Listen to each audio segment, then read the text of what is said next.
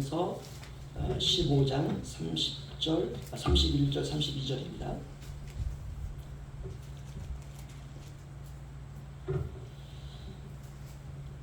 우리 한 목소리 함께 읽겠습니다. 시작. 형제들아, 내가 그리스도 예수 우리 주 안에서 가진 바 너희에 대한 나의 자랑을 두고 단언하노니 나는 날마다 죽노라. 내가 사람의 방법으로 에베소에서 맹수와 더불어 싸웠다면 내게 무슨 유익이 있으리요? 죽은 자가 다시 살아나지 못된다면 내일 죽을 터이니 먹고 마시자 하리라. 아멘. 얼마 전에 제가 전화 한 통화를 받았는데요, 제 기억에서 잊혀졌던 분이에요. 아주 오래전인데요. 그래서 목사님 하는데 어디서 많이 들었던 목소리이기도 하고, 그래서 아주 누구세요 하면 신뢰가 되지 않겠습니까? 그래서 유추하고 해서 이제 어떻게 이제 알게 됐습니다. 그래서 누구누구 집사님이시죠? 저를 잊지 않으셨네요. 잠시 잊었었는데 집사람이 누구라고 알려줘가지고 잊지 않았죠. 그분이 이제 저를 수소문 했나봐요. 어디에 있나 수소문 해가지고 했는데, 우리 교회 유튜브에 설교를 올리지 않습니까? 그래서 친구가 어떻게 나왔나봐요. 그래서 형포 양목교, 그래서 어딘가 찾아보고 울릉도인 거예요. 깜짝 놀란 거예요. 목사 어떻게 거길 가시게 됐냐 해서 아무튼 오게 됐습니다. 그분이 저에게 딱 두 마디가 있어요. 목사님, 그때 변함없이 열정적으로 하시는군요. 첫 번째 하나 하고, 두 번째는 그때 자기가 들었던 말씀 중에 십자가에 대한 말씀이 너무 감사했고 너무 잊혀질 수가 없는데 그 말씀을 여전히 변함없이 하고 있다라고 하는, 그러면서 자기가 너무 인생에 신선한 충격을 받았다. 그래서 저는 그분 말씀에 충격을 받았어요. 제가 약간 매너리즘이 빠져 있었거든요. 그래서 남은 생을 내가 잘 살아야 되겠다. 저를 수소문했는데 그 목사 미쳐서 죽었더라 이러면 안 되잖아요, 그렇죠? 그래서 제가 약간 충격을 받았습니다. 그래서 목사 너무 감사해서 용돈이라고 10만 원 보내주겠다고 해가지고 없던 차에 감사합니다 해가지고 썼는데요. 그럴 일들이 있더라고요. 그런 일들 잊혀져서 그분이 어떻게 살고 있을까, 신앙이 어떻게 변했을까, 그래서 참 두렵기도 하고. 그래서 근데 또 이 열정이 계속 될 수는 없잖아요, 그렇죠? 계속 될 수는 없습니다. 우리 집사람도 물어보더라고요. 이거 언제까지 계속 될 거냐?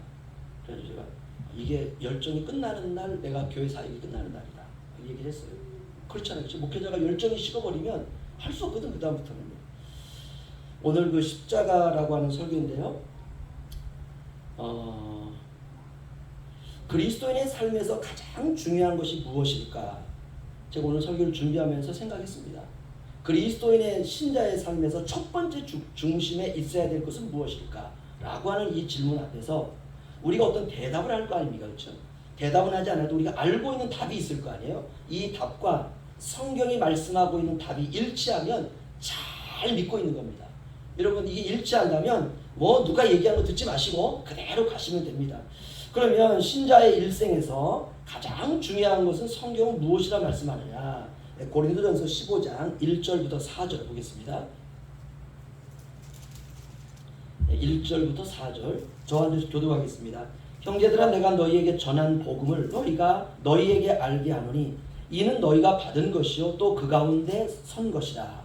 너희가 만일 내가 전한 그 말씀을 지키고 헛되이 믿지 아니하였으면 그로 말미암아 구원을 받으리라. 내가 받은 것을 먼저 너희에게 전하였노니 이는 그리스도께서 우리 죄를 위하여 죽으시고 장사신바 되셨다가 성령대로 사흘 만에 다시 살아나사. 아멘. 신자의 인생에서 가장 중요한 것을 사도 바울은 이렇게 말합니다. 십자가와 부활이다. 성경대로 그리스도께서 우리 죄를 위하여 죽으셨다. 십자가죠. 성경대로 그리스도께서 우리를 하나님 앞에 의롭다 하시기 위하여 사흘 만에 다시 살아나셨다. 부활입니다. 그러니까 신자의 중심에 있어야 될 것은 십자가 신앙과 부활 신앙입니다. 우리에게 중요한 건 십자가다, 부활이다 이러면 감흥이 없어요. 십자가 신앙, 부활 신앙. 그러면 십자가 신앙과 부활 신앙은 어떤 걸 말하느냐? 이걸 사도 바울은 자신의 삶에 적용을 시켰습니다. 그게 31절입니다. 31절 우리 다 함께 읽겠습니다. 시작. 형제들아 내가 그리스도 예수 우리 주 안에서 가진 바 너희에 대한 나의 자랑을 두고 단언하노니 나는 날마다 죽노라. 아멘. 저는 기독교는 어떤 종교냐? 저는 죽는 종교다라고 생각이 듭니다. 예수 믿는데 가정생활에서 남편이 죽지 않고 있어요. 여전히 혈기가 왕성해요. 사람이 예수 믿고 죽어야 될 게 몇 개가 있습니다. 그 중에 하나가 혈기가 죽어야 돼요. 사람이 피가 흐르면 혈기가 있거든요. 우리가 피가 선다 그러잖아요. 그렇죠? 그거예요. 그게 죽어야 되거든요. 여러 가지 죽을 것 중에 가장 먼저 그게 죽어야 됩니다. 그러니까 십자가는 우리 신앙은 죽는 종교예요. 죽어야 돼요. 내가 죽어야 돼요. 죽는 것을 진리로 붙들고 살아가는 종교. 가끔 저도 안 죽을 때가 있어요. 그 집사람이 그래요. 설교는 그딴 식으로 해놓고 집에 가서 죽지는 않고 제가 이렇게 말합니다. 그래서 주님이 필요한 거예요. 그래서 은혜가 필요하다는 거죠. 그래서 우리의 마지막 보루는 은혜입니다. 은혜. 야, 내 남편 대단해요. 내 남편 대단해요. 난 정말 존경해요. 하나님이 그런 남편 쓸데없어. 그런데 이 남편이 하나님 나는 부족합니다. 나는 죄인입니다. 내가 아무리 잘한다고 하면 내 자신을 들이면 저는 죄뿐입니다. 하나님 저를 용서하여 주옵소서 라고 고백하는 것을 보고 있는 그 안에, 그렇죠? 그때 하나님 인정하는 거죠. 너도 인정하냐? 나도 인정한다. 십자가는 죽는 겁니다. 죽는 것을 진리로 붙들고 살아가는 사람, 이 사람이 신자죠. 그래서 죽어야 산다. 이게 역설적인 진리 아닙니까? 그런데 이게 세상 사람 눈에도 그렇게 보여야 돼요. 일본 제국주의가 조선을 침탈한 시대에 교회가 한 일은 죽는 게 전부였습니다. 그때 일본 사람들이 한 게 대단합니다. 죽창 가지고 찌르는 거예요. 교회 예배를 드리고 있으면 와가지고 그냥 교회 불 붙이고 끝납니다. 그럼 그 밖에서 교회문 다 닫아놓고 불을 활활 타고 있는데 성도들 다 죽어가는 거예요. 그거를 보고 있는 거예요. 일본의 순사들이. 그리고 밖에서 너희도 예수 부인하지 않으면 저같이 죽는다 라고 하는 거를 그 밖에 있는 성도들에게 다 얘기를 하는 거예요. 너무나 많은 사람들이 신앙을 그 당시에 부인했죠. 그런데 그런 일제가 조선을 침탈했을 때에 교회가 한 것은 저항이 아니라 죽는 겁니다. 물론 친일적인 교회도 있습니다. 친일적인 목회자도 있었어요. 그래서 친일적인 성도들도 있었습니다. 죽는 게 일이 아니라 어떻게든 자기 목숨을 부지하는 것이죠. 주님을 부인하고 일본 천황을 향해서 그들이 방향을 돌려서 거기서 절을 하고, 그 시대에 그런 사람들은 죽지 않고 살았습니다. 그런데 그 시대에 그 속에서도 죽음을 선택한 분들이 참으로 많습니다. 진짜 기독교 아닙니까? 그 유명한 한경진 목사님 얘기 아닙니까? 그분이 친일적인 목회자잖아요. 일제시대에 천황을 향해서 황제 숭배를 하고 했던 분 아닙니까? 다 끝나고 난 다음에 그거 자기 죄 고백하지 않았습니까? 내 인생의 가장 치명적인 것, 그것은 바로 신사참배였다. 그래서 그분이 위대해졌어요. 자기의 죄를 그대로 고백해가지고. 참 쉽지 않습니다. 신자는 십자가를 가장 중요한 진리로 붙들어야 되고 교회도 그래야 됩니다. 자기 힘을 과시하는 신자, 교회가 아니라 그 힘을 포기하는 종교. 내가 그런 힘이 있지만 과감히 포기하는 거예요. 그런데 오늘날 어떻습니까? 너무나 안타까운 일들이 많습니다. 연일 뉴스에 올라오는 불미스러운 일들은 기독교의 죄악입니다. 오늘날 교회가 재산 문제로 싸우는 교회가 얼마나 많은지 몰라요. 목회자가 나간다 그러고 그 목회자를 또 편드는 교인들이 있고 또 다른 목사님 데려와가지고 그냥 두 사람이 관계 싸워서 설교하는 거예요. 도대체 이 소리가 들리겠냐고요. 담임 목사가 설교하면 꽹가리를 막 치고 있고요. 문제를 알고 보면 다 돈 문제예요. 돈 문제. 저는 돈 과감히 포기하고 목회자가 떠나면 될 것 같은데 못 떠나요. 왜? 그 몇십억 받아야 되거든요. 이런 일들이 지상 방송을 통해서 유튜브에 우리가 치기만 하면 바로 나와요. 바로 나옵니다. 현재 어디가 싸우고 있는지 다 나와요.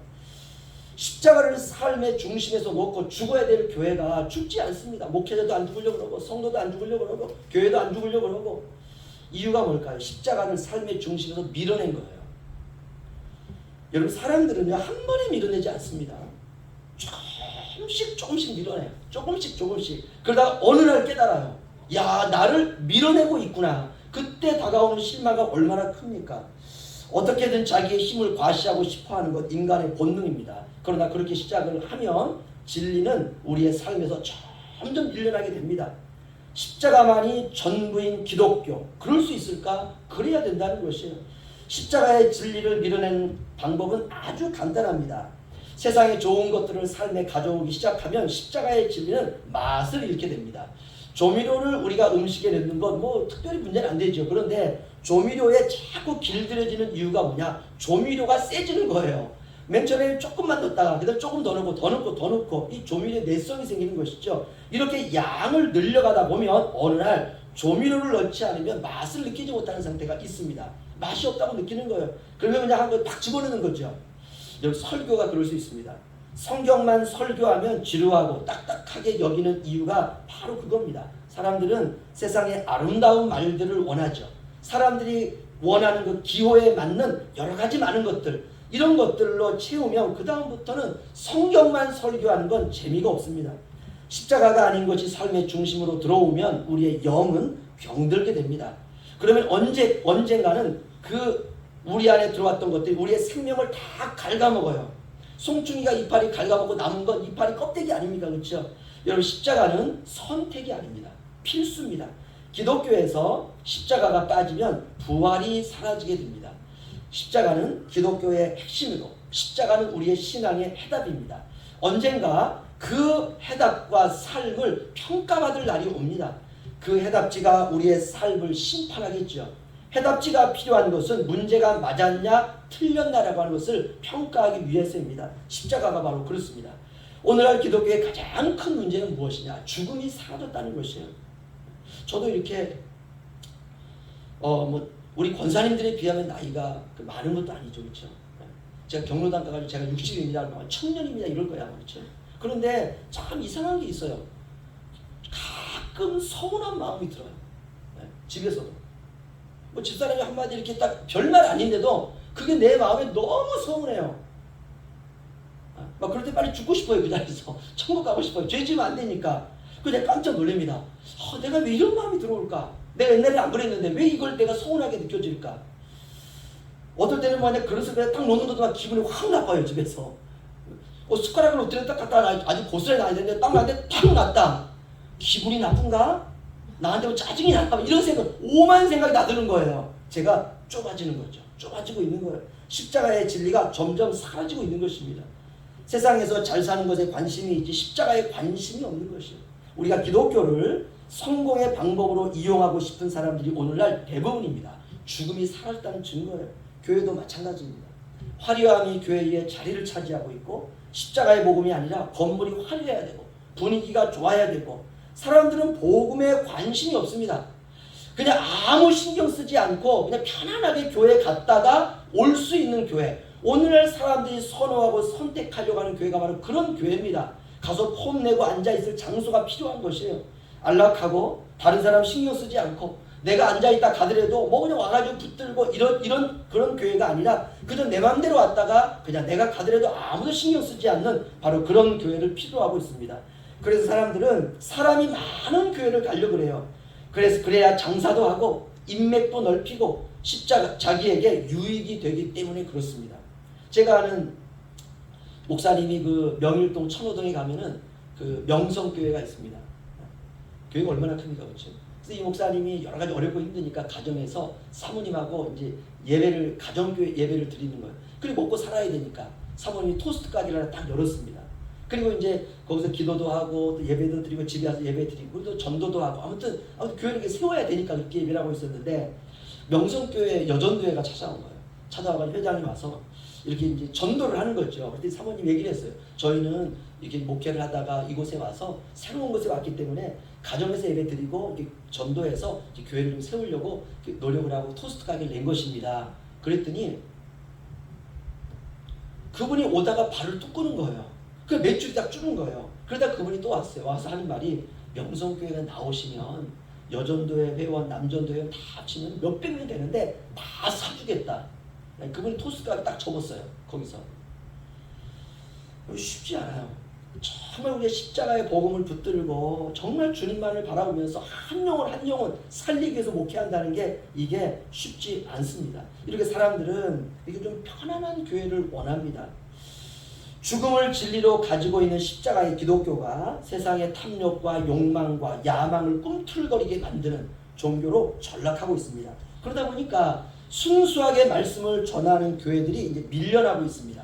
순수하게 십자가를 전하는 교회, 순수하게 십자가의 삶으로 살아가고 있는 교회는 사람들의 관심에서 점점 멀어지고 있습니다. 이러다 보니까 목회자들도 돈과 야망과 욕망으로 물들어가고 있고, 신자들은 그런 목회자에게 실망해서 더욱더 세상의 욕망과 야망과 욕심으로 채워져가고 있는 것, 이게 오늘날 교회의 현실입니다. 이걸 우리가 이렇게 말할 수 있어요. 종교놀이다라고 말할 수 있습니다. 삶은 변하지 않고 우리의 머리, 지성으로만 잠시 생각하다가 떠나는 그런 예배당, 죽어가는 신자들만 양산하는 교회라, 이렇게 말할 수 있죠. 언젠가 심판이 있을 것입니다. 그러나 걱정할 필요가 없습니다. 하나님은 살아계세요. 모든 것을 불꽃 같은 눈으로 우리 한 사람 한 사람을 카운트하고 있습니다. 기독교의 중심은 십자가입니다. 그렇다면 이 십자가의 삶을 우리의 삶으로 가지고 올 때 어떻게 가져올 수 있냐? 제대로 죽어야 돼요. 십자가의 진리는 죽어야 되는 거거든요. 그렇다면 제대로 죽어야 제대로 부활할 수 있습니다. 이게 기독교의 진리입니다. 그래서 사도 바울은 인생의 말년에 이렇게 말하고 있는 것입니다. 형제들아, 내가 그리스도 예수 우리 주 안에서 가진 바 너희에 대한 나의 자랑을 두고 단언하노니 나는 날마다 죽노라. 고린도 교회를 향해서 사도 바울이 내가 너희에게 자랑할 것이 딱 하나가 있다. 그건 바로 무엇이? 나는 날마다 죽는다. 죽는 길이 사는 길입니다. 죽는 것이 바로 기독교의 핵심입니다. 왜냐? 그 길이 구원의 길이에요. 그 길이 진리의 길입니다. 하나님은 방법이 굉장히 많잖아요. 하나님은 천지를 창조하신 분이시고 모든 사람들을 그 하나님 마음을 바꾸어가지고 예수 믿게 할 수도 있습니다. 그런데 그런 하나님이 이 땅에 예수 그리스도를 십자가에 죽게 만드신 그 길을 구원의 길로 삼았다라고 하는 것은 죽는 것이야말로 바로 생명의 길이라고 하는 것을 우리에게 보여주시는 것입니다. 세상의 모든 종교는 살려고 발버둥칩니다. 그러나 기독교만이 유일하게 죽음을 진리로 가지고 있는 종교입니다. 그리고 죽음을 진리로 가지고 있는 것뿐만이 아니라 우리의 삶으로 증명해내야 되는 종교, 바로 그것이 기독교입니다. 죽음이 삶으로 터져나올 때 비로소 우리의 인생에 부활이 나타나는 것, 그것이 바로 기독교입니다. 그렇다면 사도 바울은 이 죽는다라고 하는 것을 삶에서 어떻게 구체적으로 설명하고 있는가? 그게 32절입니다. 32절 우리 다 함께 읽겠습니다. 시작. 내가 사람의 방법으로 에베소에서 맹수와 더불어 싸웠다면 내게 무슨 유익이 있으리요? 죽은 자가 다시 살아나지 못했다면 내일 죽을 터이니 먹고 마시자 하리라. 아멘. 말씀이 좀 약간 어렵게 쓰여져 있는데요, 우리가 영어 성경으로 보면 이건 가정법 과거로 되어 있습니다. 권집사님, 가정법 과거는 어떤 뜻이죠? 현재 사실에 반대해요. 이 영국어책에 나오는 거예요. 이걸 이렇게 해석을 해야 돼요. 내가 사람의 방법으로 에베소에서 맹수와 더불어 싸웠다 하면 가정법이잖아요. 내게 무슨 유익이 있으리요? 이 말은 내가 사람의 방법으로 에베소에서 맹수와 더불어 싸웠다면 내게 무슨 유익이 있으리요? 나는 사람의 방법으로 에베소에서 맹수와 결코 싸우지 않았다라는 뜻이에요. 그럴 수 없었다는 거예요. 이게 십자가를 사도 바울이 자신의 삶으로 가져 적용한 겁니다. 다시 말하면 여기서 맹수라고 하는 건 호랑이가 아니잖아요. 그렇죠? 바울을 죽이려고 했던 흉악한 사람들, 그들을 향해서 사도 바울이 뭐라고 말하느냐? 십자가를 적용한 것이요, 선이라고 하는 방법을 가지고 악을 이겼다, 이 말이 아닙니다. 이게 아니라 내가 사람의 방법을 가지고 그 맹수와 싸우지 않았다라는 말이에요. 충분히 싸울 수 있는데 나를 죽이려고 하는 맹수와 사람의 방법으로 싸우지 않았다. 이것을 십자가로 자신의 삶에 가져온 것입니다. 여러분, 진리라고 하는 것은 세상의 방법 위에 있습니다. 세상의 방법은 나를 물어뜯으면 같이 물어뜯어야 돼요. 이게 구약 아닙니까? 이에는 이, 그렇죠? 악에는 악, 살인에는 살인, 눈에는 눈. 누가 나를 내 눈을 뽑았으면 내 눈을 뽑아야 돼요. 이게 구약의 율법입니다. 그런데 예수님께서 이 땅에 오셔서 하신 것은 뭐냐면 원수를 위하여 살아가라, 원수를 위하여 기도하라, 원수를 위하여 죽어라 라고 하는 거예요. 그러니까 방법이 다른 것이죠. 오늘날 신자들 안에 사람의 방법과 하나님의 뜻 사이에 고민이 없습니다. 그 경계를 버려버렸어요. 이제 우리는 오늘 말씀을 들으면서 이제 우리는 고민해야 됩니다. 십자가가 우리의 삶의 중심입니다. 여러분, 억울해도 십자가 져야 돼요. 그렇게 죽어간다 할지라도, 억울하게 내가 죽어간다 할지라도 그것이 하나님의 뜻이라면, 하나님의 뜻이라면 십자가를 지고 가야 된다는 것입니다. 이렇게 우리가 마지막까지 걸어가다 보면 주님 앞에 딱 설 날이 있어요. 여러분, 전쟁터의 장수는요, 무엇이 그를 증명하느냐? 그의 군복이 그를 증명합니다. 내가 전쟁터에 나가서 3년 동안 내가 싸우고 왔는데 이 군복이 아주 쎄삥이에요. 그러면 사람들이 믿지 않아요. 그런데 3년 동안 와가지고 그냥 전투에 나가서 국가로에 싸우고 왔는데 이 군복이 다 떨어지고 구멍이 나고 그냥 피하고 엉겨붙은 자국이 그대로 있으면 그 군복이 그의 영광이 되는 것입니다. 우리가 마지막까지 주님 만나는 그날까지 우리가 정말 우리에게 주신 사명을 가지고 끝까지 힘쓰고 살아가는 것입니다. 사도 바울은 너희에 대한 나의 자랑을 두고 단언하노니 나는 날마다 죽노라. 십자가를 자신의 삶으로 가지고 왔고, 그러면 이 십자가를 내가 어떻게 살았느냐라고 할 때, 내가 내 인생에 맹수가 달려들었을 때에 내가 사람의 방법으로 에베소에서 맹수와 결코 싸우지 않았다. 그겁니다. 이거 쉽지 않아요. 예수님 십자가에 오르시는 과정이 어떻습니까? 예수님에게 침 뱉고 예수님의 얼굴에 침을 뱉었다 그랬어요. 지나가는 사람들이 예수님의 뺨을 때렸다 그랬어요. 그리고 하는 말이 네가 메시아냐? 네가 우리의 구원자냐? 야, 너나 구원해라. 그렇게 사람들이 주님을 조롱해도 주님이 그들과 싸우지 않았습니다. 바울이 바로 이걸 본 거예요. 바울의 위대함은 예수님의 말씀을 자신의 삶으로 증명했다는 것, 이것이 바울의 위대함입니다. 내가 사람의 방법으로 에베소에서 맹수와 결코 싸우지 않았다. 이거 우리의 삶으로 적용해야 돼요. 내가 사람의 방법으로 울릉도에서 맹수와 결코 싸우지 않았다. 이겁니다. 그 자리에서 십자가의 방법을 취하는 겁니다. 이게 이기는 거예요. 지는 게 이기는 겁니다. 누가 나에게 욕을 하면 그래, 네가 욕하는 것 때문에 네가 살 수만 있다면 내가 그 욕을 듣고 내가 죽으리라. 이 사람이 진짜예요. 어떤 큰 교회의 어느 목사님이 그런 얘기를 하더라고요. 그 교회에 안수 집사 둘이 있었는데요, 장로님을 피택이 안 돼서 선거를 했대요. 근데 한 안수 집사님이 자기가 될 줄 알았어요. 교인들 만나면 교인들이 하는 말이 이번에 다 그 교인들이 집사님 찍는다고 하십니다. 이 집사님이요, 알았어요. 아, 이번 장로가 내가 되는구나. 그래가지고 100% 확신하고, 그리고 그냥 선거 운동도 그냥 이렇게 같이 이렇게 뭐 운동이라 해봤자 밥 사는 거죠. 열심히 했어요. 그래가지고 이제 투표하는 날 이제 마음에 내가 이 교회 장로가 되는구나 하고 이제 다 기쁨을 가지고 화사한 웃음을 가지고 투표를 다 했는데 발표를 딱 했는데 안 됐어요. 그래 얼마나 낙심을 했는지요. 울릉도에 그런 분들 있나요? 낙심을 해가지고 교회를 떠날 생각을 한 거예요. 그래서 목사님 불렀어요. 집사님, 오늘 장로님으로 피택된 분은 다른 집사님인데 그 집사님 때문에 장로가 되어서 기뻐할 수 있다면 아니 그거 자리 하나 못 갈아주겠어요? 그런 얘기를 한 거예요. 그때 이 집사님이 거기서 그 얘기를 듣고 이거구나, 신앙생활은 이거구나. 그 다음에 그분이 장로님이 됐어요. 그게 십자가입니다. 우리의 삶 속에서 우리의 직분에 따라서 우리가 감당해야 되는 십자가가 다 달라요. 다 다릅니다. 이것이 되느냐 안 되느냐 이거 확인하며 사는 게 신자의 일생입니다. 제가 오늘 이렇게 말씀드리겠습니다. 쉽지 않습니다. 쉽다고 할 수 없습니다.